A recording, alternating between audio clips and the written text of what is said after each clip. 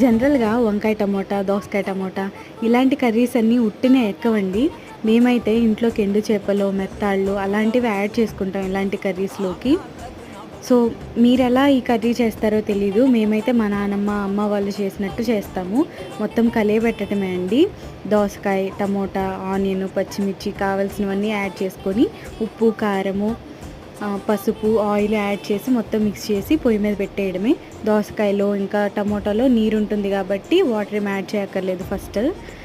తర్వాత ఒక 5 minutes hot వాటర్‌లో సోక్ చేసుకోవాలి ఎండు చేపలు. వాటిని నీట్‌గా చేసుకొని దాన్ని కర్రీలోకి యాడ్ చేసుకోవాలి ఆ చేపల్ని. ఇప్పుడు కొంచెం సేపటికి కర్రీ చూస్తే అడుగు పట్టుకుంటూ ఉంటుంది వాటర్ అయిపోయి. సో, కొంచెం వాటర్ అయితే యాడ్ చేసుకొని ఎండు చేపలు కూడా యాడ్ చేసేసుకోండి. ఇప్పుడు మీడియం ఫ్లేమ్‌లో పెట్టేసుకొని ఒక 15 మినిట్స్ అట్లా మంచిగా ఉడకనివ్వండి. అంతే, కర్రీ రెడీ అయిపోయినట్టే. వేడి అన్నంలోకి